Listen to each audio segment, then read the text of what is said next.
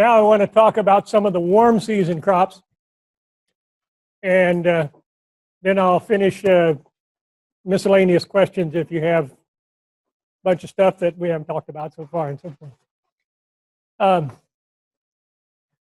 One of the first crops we'll talk about in terms of this warm season group are beans.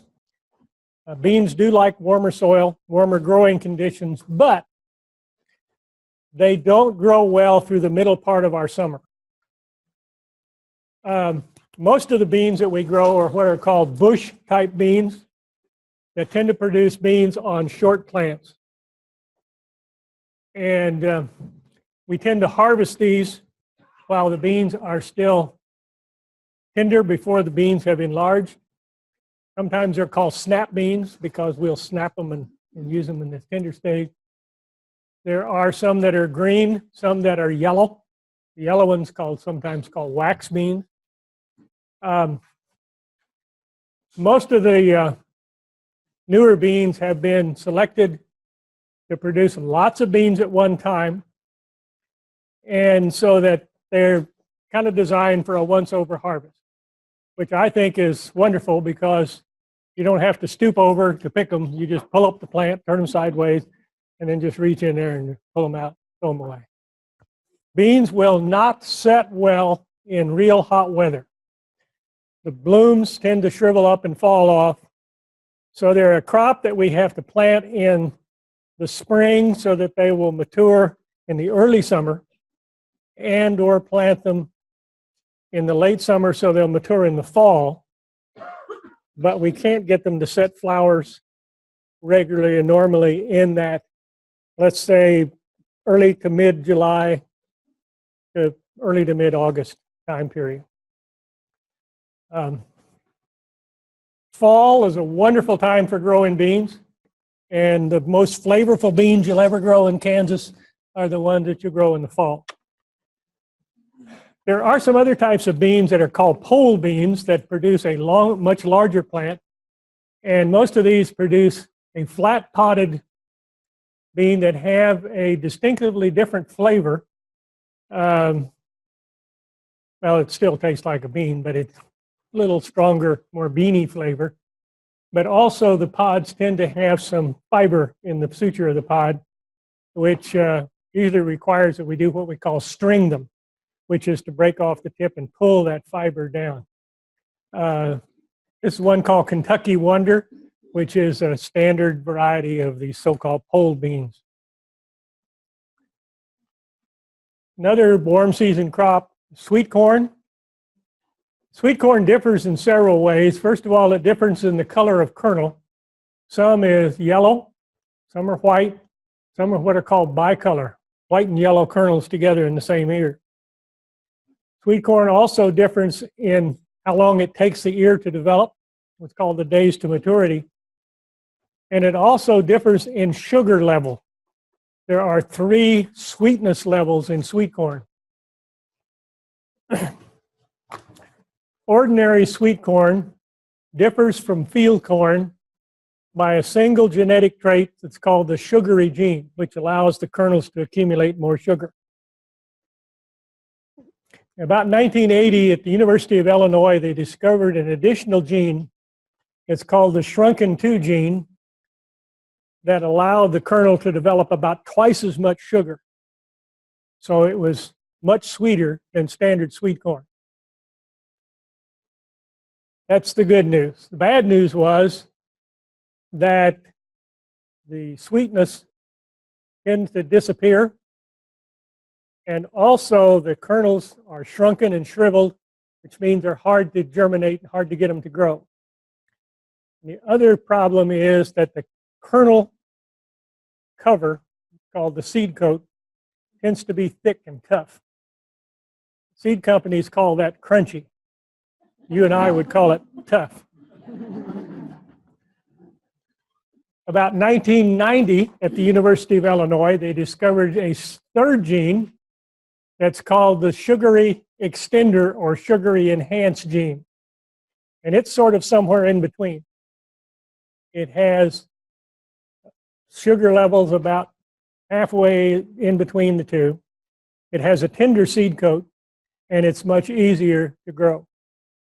So 3 sweetness levels: ordinary sweet corn, this harder to grow, shrunken 2, and the sugary enhanced. Most of the gardeners that I know are tend to want to grow this sugary enhanced because it's sweet enough, but it's still easier to grow, and it has that tender seed coat.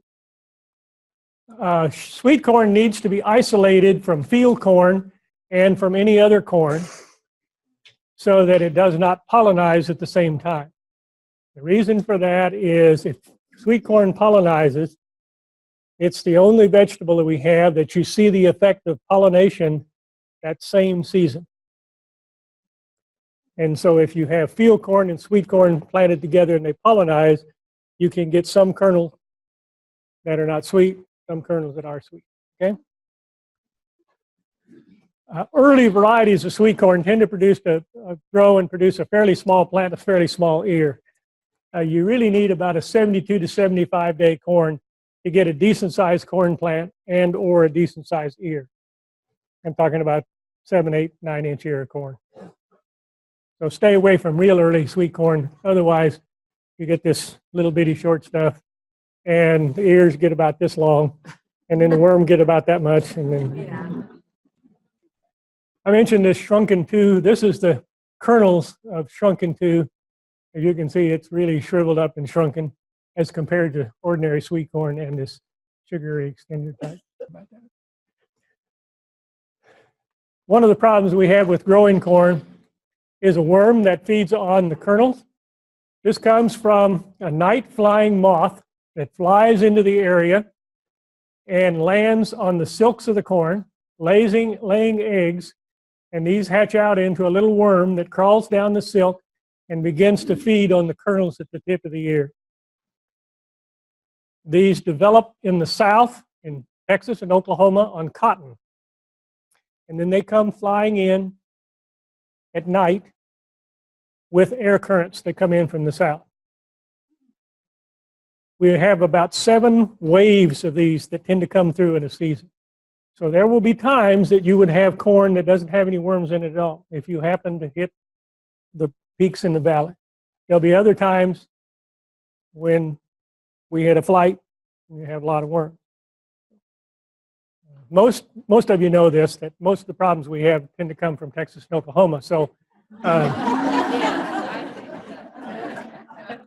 any rate, it's a good example of that. In order to deal with this, it involves treating this developing silk with some spray material and or a few drops of oil as the ear is developing. And what the oil does is it prevents, as the worms try to crawl through it, they smother in the oil. So you can take some light oil, mineral oil, in an oil can and just squirt a little squirt right down in there, which, you know, is somewhat time consuming, but raccoons have they have an internet, and there's a raccoon somewhere that I think has a blog, and he puts in, it's ready over here, get it, because they always get it the night before you pick it the next day. So, anyway, we talk a little bit about tomatoes. Certainly the most popular common garden crop that we grow. I want to talk a little bit about some of the characteristics of what I call modern tomatoes. And these are tomatoes that have a semi-determinate, a more compact vine, multiple disease resistance, uniform ripening genetic trait, meaty firm fruit, and now I'll talk a little bit about heat tolerance and high lycopene content. Starting about 1980, varieties of tomatoes came out that had what is called a semi-determinate vine habit. Less vine, easier to support, not a dwarf, but this plant that's about 2/3 the size of a standard tomato plant. And the advantage of these semi-determinate tomatoes is that you can use a shorter cage to support them. They're more stable in the wind, adapted to raised bed culture. It'll use less water or nutrients, and we can space them together a little bit closer. You don't have to do any pruning, and yet the yields will be equal to or comparable to any large vine tomato.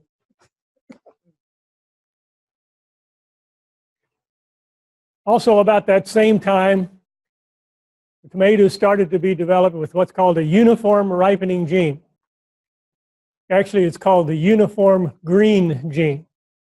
I would have called it the uniform ripe gene. But anyway, what happens is the tomato starts to ripen all over the fruit at the same time, rather than the top being the last to ripen. The other thing that's happened in tomatoes in the last several years are tomatoes that have a better flavor. Flavor in tomatoes is determined by three things. One is concentration of sugar, primary sugar being glucose, a little bit of fructose, acid, primarily citric acid, a little bit of malic, and then about 9 or 10 aromatic compounds that give the flavor, the characteristic flavor to the tomato. About 1970, a scientist at the USDA Flavor Lab in Philadelphia developed a procedure for determining flavor in tomatoes. And he developed a procedure for identifying these various aromatic compounds and about how much was in good tasting tomatoes. And that became the standard for about 25 years. Everybody was using that determination and formula. At about 1998, they discovered that there was a mistake in the formula that they were using, and there were several compounds in the tomato that they were destroying in the process. And one of these was a compound, it's a big long chemical name, but it's shortened to called furaniol. And is originally thought to be present in very low concentrations, hardly at all. But now they know that it really should be about 3 to 4 times more than they thought should be there. And there were actually a couple of other compounds that they were doing the same thing. So starting about the year 2000, we began to develop tomatoes that tended to have this more balanced flavor of some of these other compounds that they didn't think were there, that should be there. And starting about 2003, 4, 5, we started to see tomatoes that had comparable flavor to some of the older heirloom varieties that were coming out with this so-called improved flavor genetic trait. About this same time, they were also interested in dealing with another problem in tomatoes. It's called blotchy ripening. It comes from condition that we don't know exactly what causes it, but the tomato doesn't develop a nice bright red color. It has blotches of yellowish. There's another gene, it's called the crimson gene, that makes the tomato redder. So we started to build this into tomatoes to make them redder. But as it turned out, this redder tomato has about 40 to 50% more lycopene. And lycopene is one of those nutrichemicals that is a strong antioxidant that is thought to do some cancer prevention. And so we now have tomatoes that have not only the better flavor gene, but the redder gene. The two are not the same, but they all happened about the same time. And so the trend now is tomatoes that have the so-called improved flavor as well as the redder gene. Most of the time, they have the word red in the title or in the name. Scarlet Red, Red Defender, Red Deuce, Red Mountain. Every now and then there's some that don't. There's one called Mountain Majesty. They should have said Red Mountain Majesty. I put it in there. Any rate, These are the tomatoes now that we have a tendency to see being moved into the marketplace. Smaller vine, better flavor, redder. We also have tomatoes now that have a genetic trait that increases the beta carotene, which is the precursor of vitamin A, by about 35 times. And these are what are called high beta tomatoes. And they tend to have a orangey, yellowy color. Not all yellow tomatoes are high beta, only certain ones, okay? But there are now tomatoes that have this, in addition to high levels of vitamin C, which all tomatoes have, much higher levels of beta carotene, which is, it gives you a good source of vitamin A.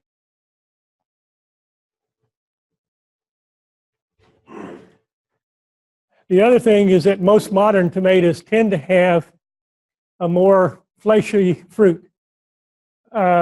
Smaller levels, smaller seed cavities, and some balance of the amount of juice to the amount of flesh. Most modern consumers want a tomato that you can slice and put on a hamburger and doesn't squish out. And we tend to have a tomato that is fleshier. There are some, the so-called beefsteak type tomatoes, that have even greater than this, but tend to have a more irregular shape. These tend to be more rounded garden type tomatoes. Few problems with tomatoes. Tomatoes have a tendency, when the nighttime temperatures above 75 and daytime temperatures are above 95 for several days in a row, the fruit or the flowers tend to shrivel up and fall off the plant so they don't set. This is encouraged by hot, dry winds, and especially encouraged by over-fertilization, too much nitrogen. And also, if you have a tomato that has lots of blooms on it, they tend to want thin as well. There are tomatoes now that have what's called a hot set gene that will set fruit better in hot weather. The three common ones, one called Sun Leaper, another one called Sun Master, another one called Florida 91. So if you consistently know you're going to have problems with that intense summer heat zapping fruit, these will set better in hot weather. That's the good news. Bad news, not the red gene, not the improved flavor gene. Okay? Few problems in tomatoes. The most serious problem in growing tomatoes is a disease called Fusarium wilt.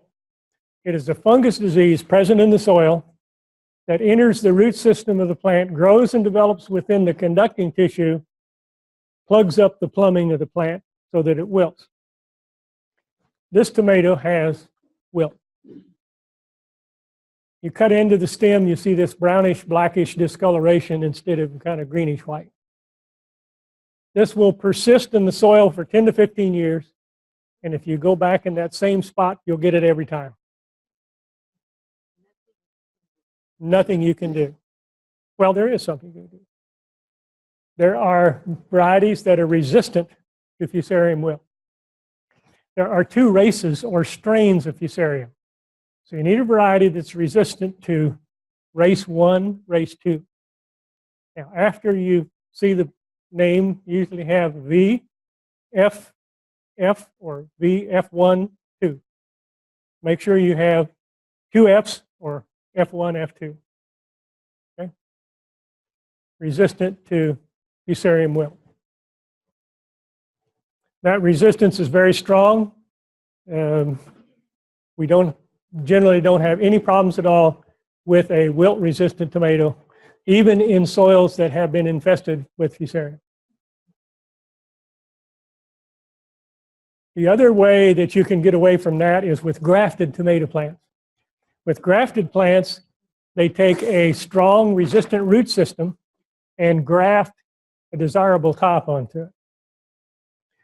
Problem with grafted tomato plants is you have to grow 2 plants. Somebody has to whack them off and stick them together. And then you have to put them in a healing chamber for about a week to allow them to fuse together. So you wind up with a pretty expensive plant. In my community in Manhattan, I've not seen these for less than $10 a plant. So I can buy a lot of tomato plants for $10. And I can grow lots of tomato plants for the package of seed. The other common problem that we have on tomatoes is another fungus that doesn't enter the plant, it only affects the foliage. It lands on the leaves, grows and develops, kills the leaves. There's actually 2 diseases, one called early blight, another one called septoria leaf spot. Septoria leaf spot is this little small spot. The leaves then turn yellow, shrivel up, fall off. Early blight is a larger brown spot. Again, the leaves turn yellow, fall off the plant. It always affects the older leaves on the plant, the ones closer to the ground. It's not because they're closer to the ground, it's because they were the oldest leaves. The new leaves on the plant are practically immune, will not get it. But the problem is the blight gets cooking down here and it doesn't know when to stop, and it just keeps moving up the plant so that eventually you just have a little bit of tufted green leaves at the top.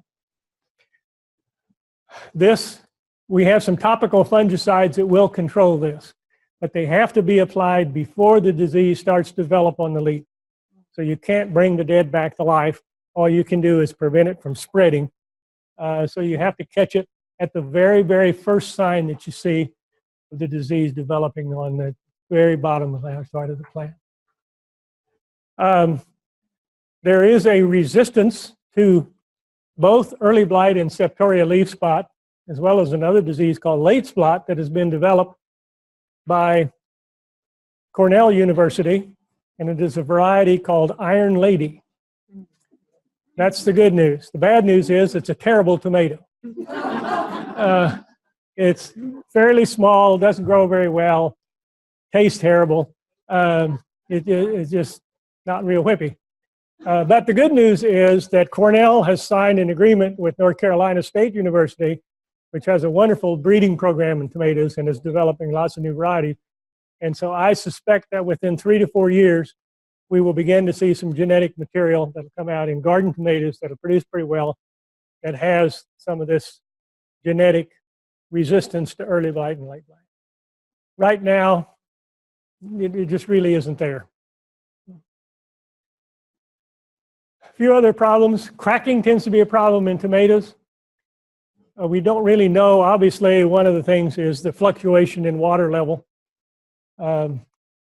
Getting tomatoes harvested when they're starting to turn rather than letting them stay on the plant until they're fully ripe. One of the other common problems we have is a disease, not a disease, it is a deficiency. It causes brown leathery patch on the bottom of the fruit called blossom end rot. It comes from a calcium deficiency in the tomato, and it's not because the calcium isn't there, it's because it rushes past the fruit and goes to the foliage. It's basically a problem when you have excessive foliage early in the season and the plant is trying to start to develop fruit. Again, lush vine growth, excessive fertilizer induces it. Another problem that we have sometimes in the spring, cool nights early in the spring causes this rough, irregular fruit, which is called cat facing. Some varieties do that naturally, some of the heirloom type varieties. But if you see it in a variety otherwise, it's cold nights early in the spring. Comment or two about peppers. Peppers and tomatoes sometimes are treated sort of equally, but they're somewhat different. Peppers need warmer temperatures than tomatoes. Peppers need more fertilizer than tomatoes.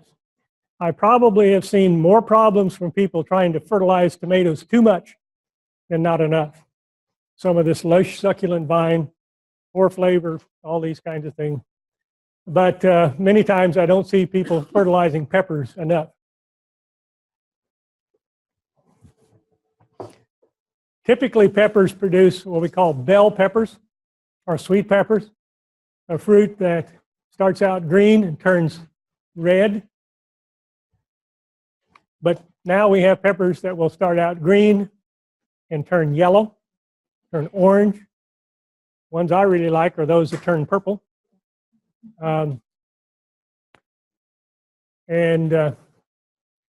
These are genetic traits that cause the mature color to be something other than red.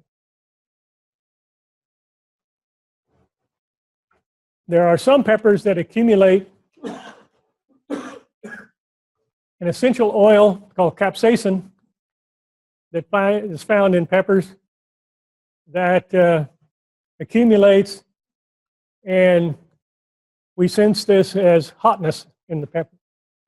And starting out with bell peppers or sweet peppers, which have none, all the way up to,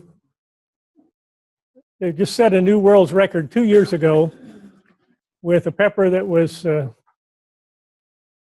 developed in North Carolina called the Carolina Reaper, that has the hotness in peppers is measured on a scale that's called the Scoville scale. And this was developed by a druggist back around the turn of the century that was developing peppers as a compound that would warm your skin. And so he developed this formula by diluting the pepper juice until he could no longer taste it, and so it's called the Scoville scale. At any rate, Carolina Reaper has about 1.5 million Scoville units. The standard jalapeno has about 2,000 to 4,000 Scoville units. So I have trouble drinking enough beer to put out the fire of jalapeno peppers, let alone some of these. So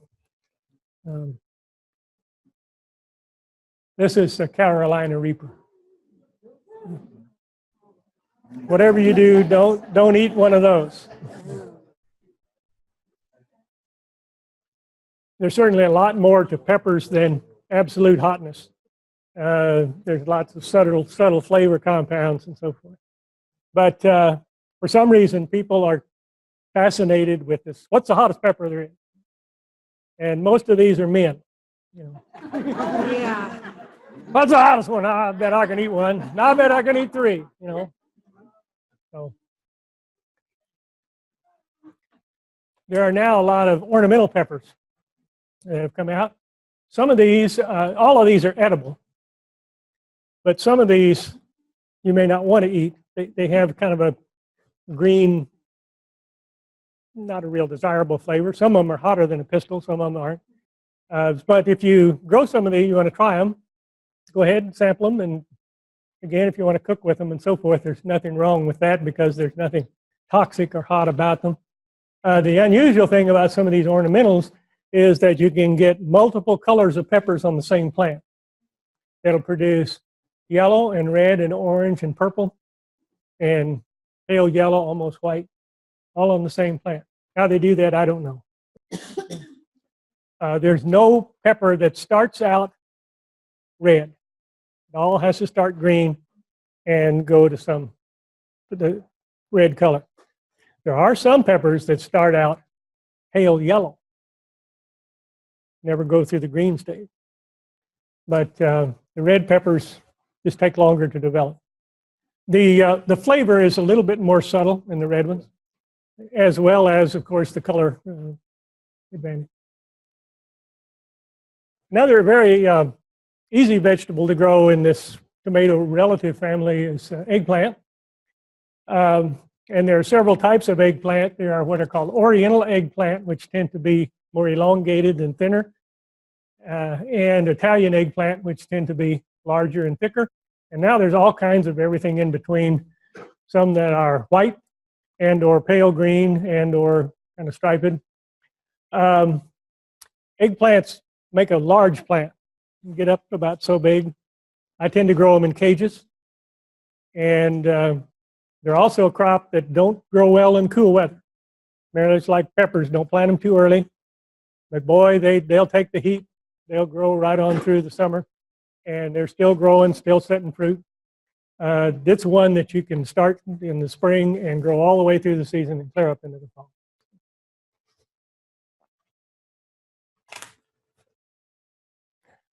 One of the other warmest of the warm-loving crops is sweet potatoes.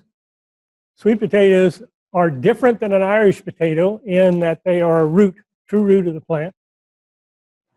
One of the most drought-tolerant, pest-free, easiest crop to grow.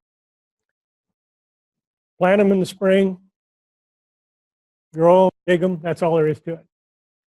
They have no insects that naturally bother them, no diseases that naturally bother them.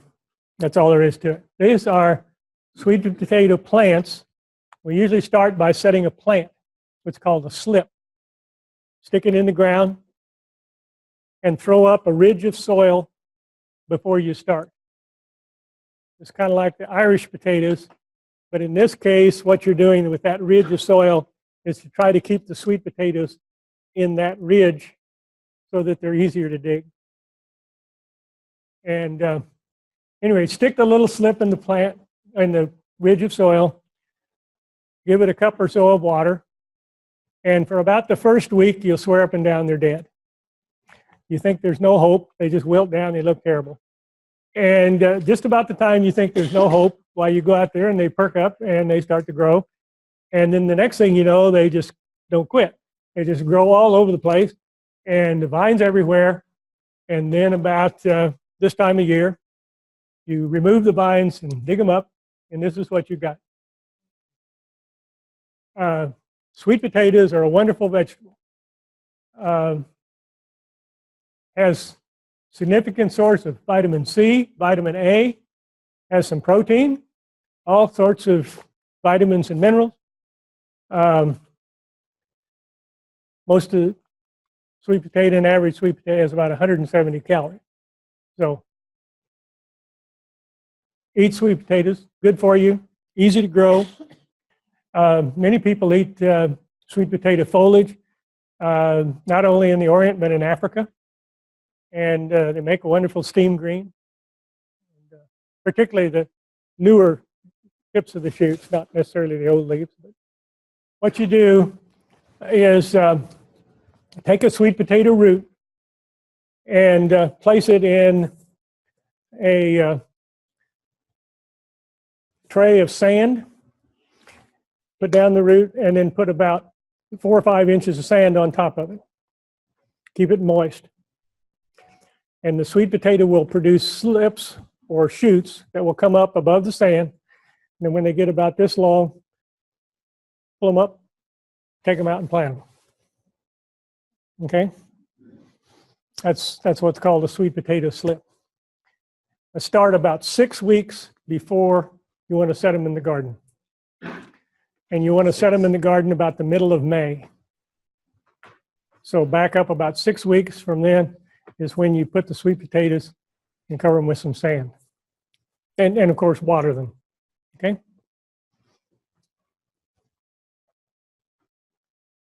I want to finish by talking about the vine crops. Watermelons, cucumbers, squash, pumpkins, all are closely related crops in that they have a common characteristic of having separate male and female flowers on the same plant and requiring bees to pollinize them. This is a watermelon. This is the male flower. This is the female flower. And the female flower has a little miniature fuzzy watermelon right at the base as the flower comes out. There's about 3 to 4 more males than females. And of course, only the female flowers are going to produce the fruit.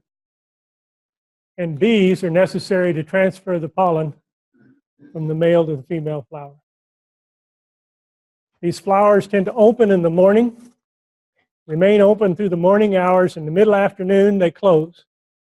If you're going to spray them with anything, make sure you always spray them late in the day when the flowers are closed. That way, the bees never come in contact with the spray material, because the bees only go inside the flower, out, inside the flower and out. They never sit on the leaf, take a coffee break, just inside. So that way you can treat for diseases and insects and not injure bee populations. A few of the common crops in this general family. One is cucumbers. There are two general types of cucumbers, which are called salad cucumbers or slicing cucumbers and pickling cucumbers. Pickling cucumbers tend to be shorter, fatter, and much more numerous. And slicing cucumbers tend to be much larger and tend to be used for salads, whereas the pickling ones tend to be used for making pickles. But you can crisscross back and forth. There's nothing wrong with eating a pickling cucumber. Some of the cucumbers produce rather large, extensive vine, which would require either garden space and or some sort of trellis to support the plant. The bitter flavor compounds tend to be concentrated in the skin of the cucumber and tend to be concentrated on the flower end. There are two types of squash that we can grow. One are called summer squash. They mature earlier in the season, and they are grown for their immature fruit. We harvest them and use them skin and all, seeds and all.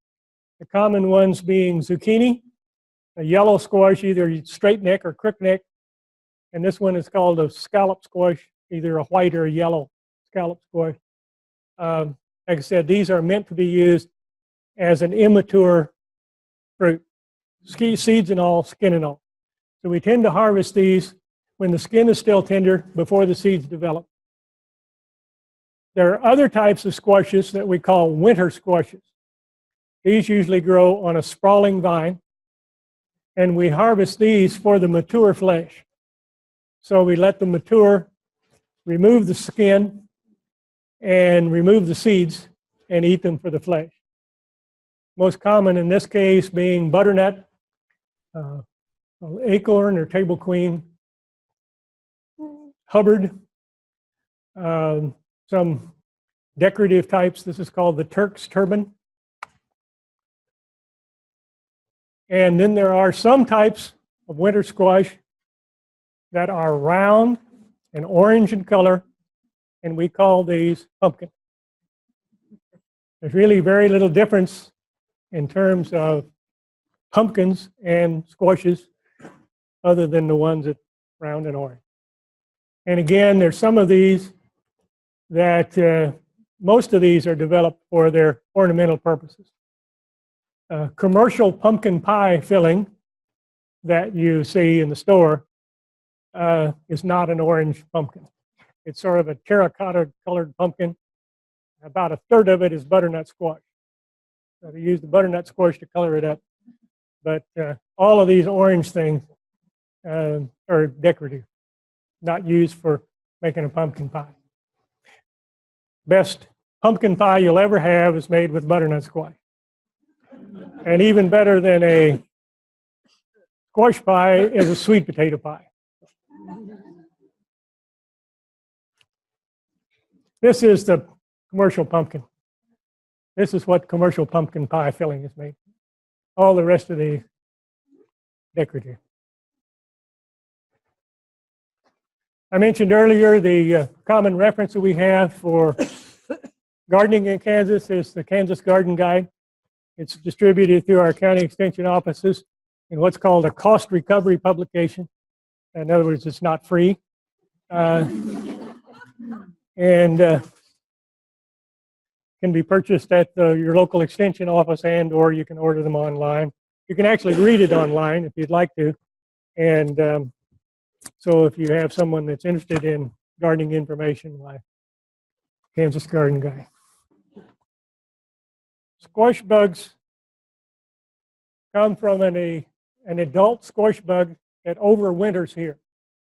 It stays in debris and waste areas, dead vines, comes out in the early spring and begins to feed on spring squashes, zucchini and so forth. As those develop into adults and go into the second generation, which begin to feed on the fall squashes. The female squash bug lays between 500 and 600 eggs. So by the time you get into the second generation, there's about 32,000 squash bugs for every one that came out in the spring. So that's one of the problems that we have, is this huge buildup in the fall from a very few in the spring. So first thing is try to control them in the spring. And this female squash bug lays eggs on the underside of the leaf.